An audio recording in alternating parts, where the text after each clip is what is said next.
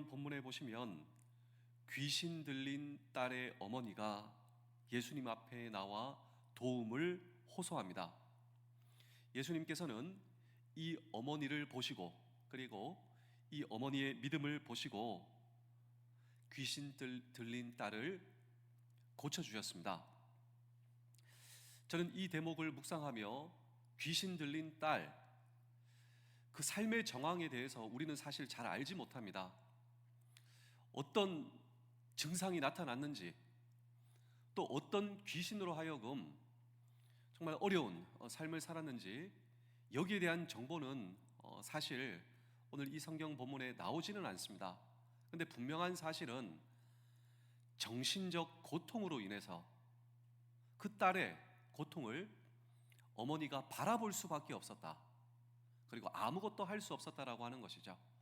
마음의 문제, 그리고 정신의 문제에 대한 고통, 그리고 그 고통을 바라보고 있었던 어머니.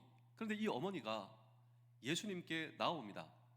그리고 예수님 앞에 자신의 딸의 고통의 문제를 호소하게 되고, 그리고 예수님께서는 그녀를 보시고 그녀의 믿음을 보시고 고쳐주셨다라고 하는 사실입니다. 우리 사랑하는 성도 여러분, 장병 여러분, 군가족 여러분, 오늘 저와 여러분도 내 소중한 사람, 그리고 오늘 저와 여러분들이 우리에게 주어진 인생을 살아가며 고통을 경험할 수가 있습니다. 근데 방법이 없다고. 근데 정말 중요한 것은 예수님 앞에 나오는 것입니다.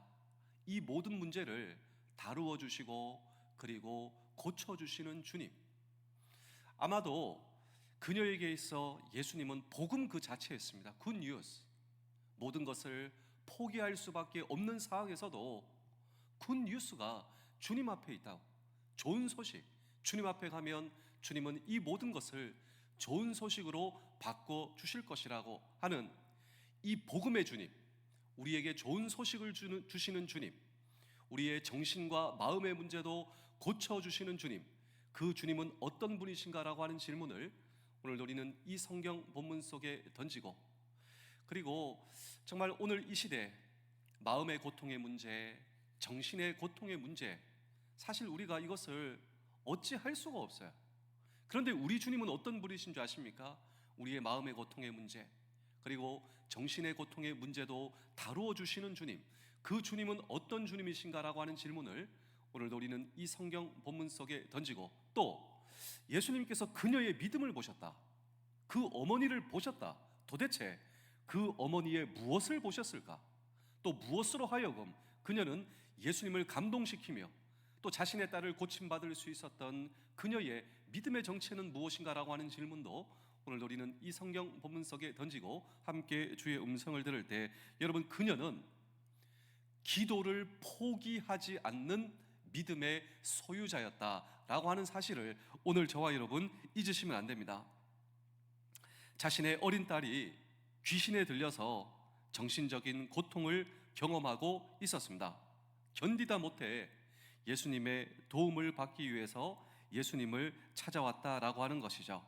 분명한 사실은 이 마음의 고통의 문제, 그리고 정신의 고통의 문제를 가지고 있었다라고 하는 것입니다. 그런데 이 문제를 가지고 정말 중요한 것은 무엇인 줄 아십니까? 자신의 딸이 이 귀신 들렸다, 고통을 받고 있었다. 분명한 사실은 마음의 문제, 정신의 문제, 이 문제로 고통을 받고 있었고, 근데 더 중요한 문제는 이것을 가지고 그녀가 주님 앞으로 나올 수 있었다라고 하는 것입니다. 오늘 이 성경 본문을 통하여서 배울 수 있는 중요한 이 성경의 교훈이 있다면 저는 이것이라고 생각합니다. 혹시 오늘 저와 여러분들의 마음의 문제, 정신의 이 문제, 이 고통의 문제를 혹시 여러분 가지고 계신가요? 또 내 주변에 소중한 사람이 여러분 그 고통의 문제를 가지고 여러분 정말 어려워하고 있습니까? 오늘 이 성경 본문을 통하여서 이 문제를 가지고 오늘 저와 여러분 주님 앞에 나오실 수 있어야 한다. 오늘 그녀가 이 사실을 우리에게 보여주고 있지 않습니까? 물론 당사자는 아닙니다. 지금 내 딸이 귀신 들려 어려워하고 있습니다. 무엇인지는 모르지만 분명한 사실은 마음의 문제, 정신의 문제, 그리고 고통을 하고 있었던 내 딸, 부모의 입장에서 아무것도 할 수 없는 이 상황 가운데 그녀는 달랐습니다. 무엇이 달랐는가? 이 문제를 가지고 주님 앞에 나아가면 주님께서 이 문제를 고쳐 주실 수 있음을 믿습니다라고 하는 그녀의 믿음을 오늘 저와 여러분들이 보실 수가 있어요. 그리고 이 문제를 다루어 주시고 고쳐 주시는 주님, 그 주님이 오늘 저와 여러분들의 동일하신 주님이시다. 이것이 굿뉴스 아닙니까? 이것이 복음의 소식 아닙니까? 우리 주님 정말 놀라우신 주님 아니십니까? 이 주님이 나의 주님이심이 너무나 감사하지 않습니까? 이 소식이 정말 오늘 저와 여러분들에게 굿뉴스, 바로 복음의 소식 아닙니까? 그런데 문제가 있습니다. 그녀는 이 문제를 가지고 주님 앞에 나와왔어요. 그런데 이 상황 가운데 전혀 예측하지 못한 하나의 문제가 발생합니다. 이 문제도 그녀는 극복했습니다. 저와 여러분도 이 문제 극복하실 수가 있어야 합니다. 우리 마태복음 15장 23절입니다. 제자들이 와서 청하여 말하되 그 여자가 우리 뒤에서 소리 지르오니 그를 보내주소서. 자, 무슨 소리를 질렀는지 조금 이따 보겠습니다. 귀신 들린 딸, 마음과 정신의 고통이 정말 분명히 있었음에 틀림없습니다. 그녀의 딸이. 그래서 예수님께 와서 막 이렇게 소리 지릅니다. 이 소리가 조금 이따 보실 텐데요, 기도예요. 기도. 이 기도가 예수님의 응답을 받는 방정식이라고 저는 아침에 오늘 묵상을 하면서 예수님의 기적을 경험하는 이 기도의 방정식이 있습니다. 조금 이따 할 텐데 놀라운 구원의 방정식이자 기도의 방정식. 이 기도를 계속 예수님께 하고 있는데 제자들이 와서 예수님 앞에 너무 소리를 지르니까 이 여자 보내야 되겠습니다. 예수님의 제자들이 방해하고 있습니다. 얼마나 이 어머니의 입장에서는 당황스러웠을까요? 왜냐하면 지금 내가 예수님 앞에 나와서 예수님께 도와달라고 호소하고 있는데 예수님의 제자들이 나를 도와주기는커녕 지금 나와 예수님 사이에 예수님의 제자들이 지금 방해하고 있단 말입니다. 그녀의 입장에서는 얼마나 당황스러웠을까요? 그녀의 입장에서는 얼마나 실망스러웠을까요? 그녀의 입장에서는 얼마나 좌절되었을까요? 그런데 정말 더 중요한 것은요, 이 여인은 포기하지 않았다. 내가 예수님의 제자들을 보러 온 거 아니잖아요. 예수님 보러 왔죠. 예수님께 도움을 호소하러 왔어요. 예수님께 굿뉴스가 있다. 예수님께 복음의 소식이 있다. 예수님의 제자들에게 복음의 소식이 있는 것이 아니라 나는 예수님께 왔다라고 하는 믿음을 오늘 저와 여러분들이 보셔야 됩니다. 때로는 우리가 실망될 수도 있어요. 좌절될 수도 있어요. 그리고 오늘 저와 여러분도 당황스러울 수도 있어요. 근데 정말 중요한 것은요, 예수님께 굿뉴스가 있다. 예수님께 복음의 소식이 있다. 예수님 앞에 나아가면 이 문제도 고쳐 주실 수 있다라고 하는 여러분 그녀의 믿음이 오늘 저와 여러분들의 믿음이 될 수 있다면 주님께서 이 믿음을 보신다라고 하는 거예요. 자, 그녀가 뭐라고 예수님께 기도했나? 도움을 호소했나? 저는 이것을 가리켜 예수님의 기적을 경험하는 기도의 방정식, 구원을 경험하는 방정식. 그녀의 기도가 궁금하시죠? 도대체 이 방정식이 뭐냐? 예, 이것입니다. 그녀의 기도 가운데 저는 이것을 발견했는데요, 예수님 그 십자가 옆에 달린 강도 있죠. 한 명 구원받았어요. 그 강도의 고백도 동일했습니다. 예수님의 구원을 경험하는 기적의 방정식, 구원과 기적을 경험하는 방정식, 바로 이것입니다. 이 기도가 저와 여러분들의 기도가 되어야 돼요. 이 기도를 붙들고 소중한 사람을 위해서 기도해 보십시오. 내 자신을 위해서 기도해 보십시오. 우리 마태복음 15장 22절 25절을 연속해서 한번 읽어보겠습니다. 시작. 주여 나를 불쌍히 여기소서. 주여 저를 도우소서.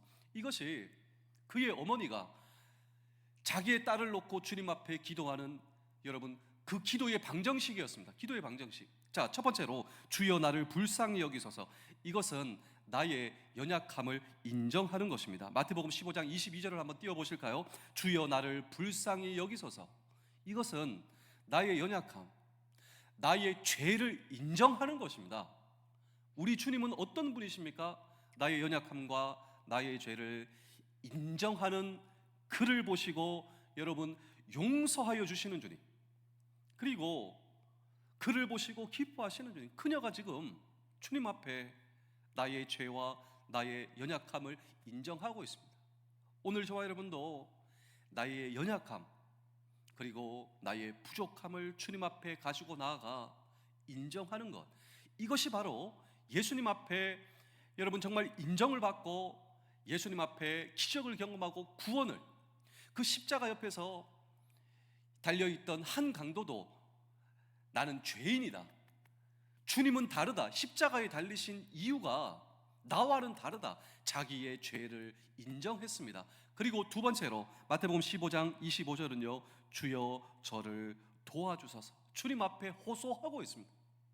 나의 죄를 인정하고 주님 앞에 도움을 호소하는 구원의 방정식, 그리고 예수님의 기적을 경험하는 기적의 방정식.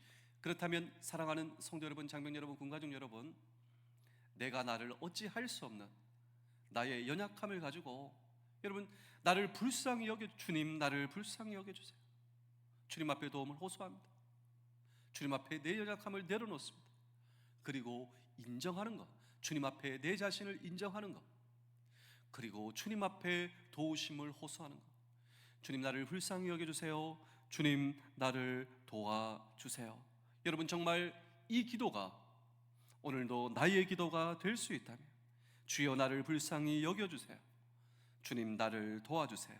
그리고 마침내 그녀는 주님의 도우심과 응답을 경험한다라고 하는 것입니다.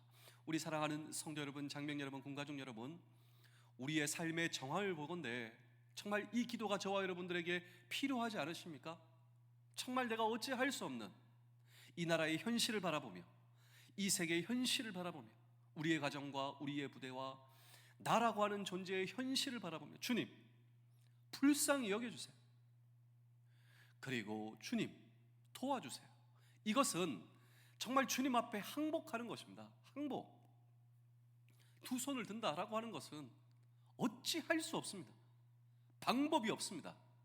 오히려 이것은 반대로 주님 앞에 해답이 있습니다. 주님 앞에 방법이 있습니다.